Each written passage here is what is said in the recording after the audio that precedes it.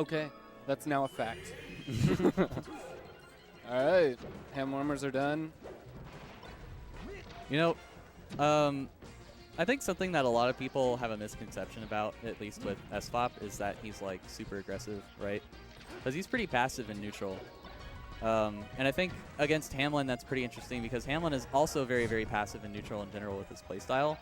So seeing the ways that they choose to try and go in on each other seems a lot of the time like less of a matchup knowledge thing and more of a this is what this person I'm playing against is going to do. Yeah, a mistake a lot of people will say or will make is if you try to classify like a good player, it's going to be wrong sometimes. So like, how do you mean? So if you say like SFOP is this or is not, if he's winning, he's probably dynamic. So in certain cases, he's probably very aggressive, and in certain places, he's probably very defensive. Because that's like a mistake that I think a lot of us make in Melee is like, you know, Peach Ice Climbers, you just down smash. It's like, no, this game is dynamic. You cannot do the same thing every time. You will get punished for it. You know, and it's the same concept here. Like, I don't think Hamlin is extremely defensive. I think his defense is great.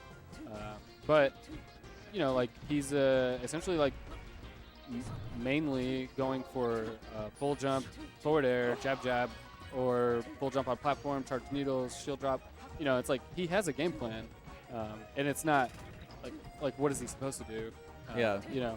But a lot of that's observational, right? And then Yeah. once he gets an idea of what the other person's trying to do, he goes all the way in and gets Yeah, because you know the thing that you have to do, no matter what, game one, you have to test the waters, right?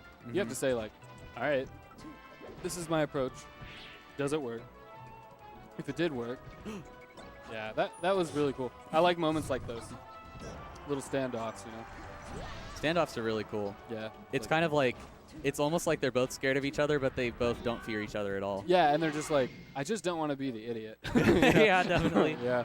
That's the first one he makes. The first move usually is the idiot, Yeah, right? and then people on the internet are like, I can't believe he did that. And it's like, of course he did that, you know? Yeah, yeah. Yeah, there's been a lot of those moments, and they're really cool. Yeah, so Yoshi's getting banned, and here we are, right?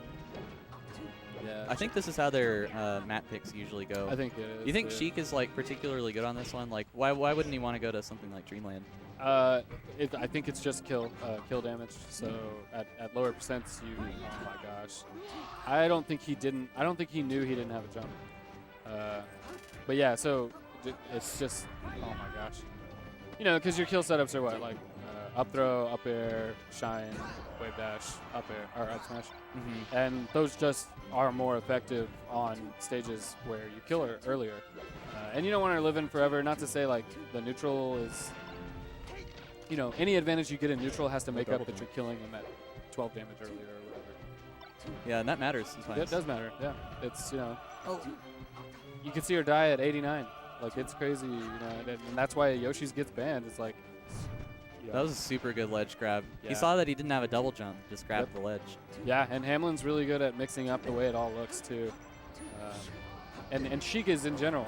Her up B looks very similar to her double jump. Yeah, it does kind of now that you say that. I never thought about it that way. Yeah, the first part of it, you know. Oh. Wow, that's cool. That's a cool interaction. Ooh. Wow, nice tech.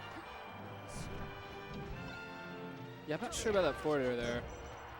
It's kind of hard, right? Because there's, you know, Hamlin's ready to tech anything. Yeah, yeah. Oh, no. Yeah, it's just like if you're going to hit him with a soft move, grab him, you know? So it's like if you're not going to link forward air into something down there, except for grab, because he's going to be able to shield after he gets hit. That's a good point. Maybe he should have just grabbed him back. Yeah, especially, you know, they're trigger happy on that L trying to tech, man. Grab him. Ooh.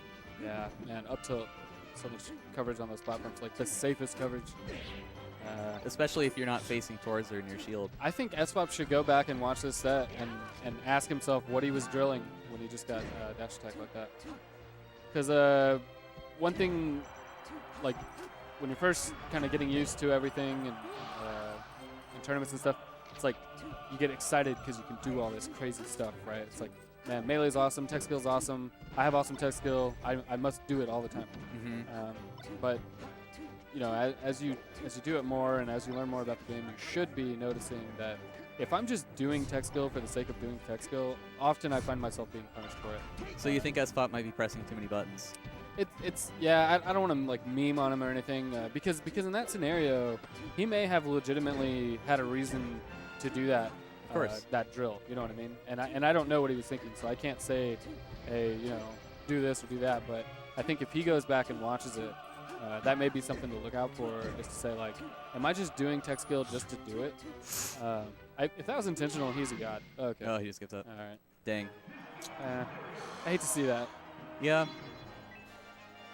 I don't know. I feel like that was... Rocky Balboa wouldn't have done that. Yeah, it's true. Yep. What would have Rocky Balboa done? I don't know. Yelled. Punched Hamlin? Yeah, I assume it has a lot to do with punching. Yeah, no problem, dude. Yeah. It's been real, my dude. Yep, it was a pleasure. Take care.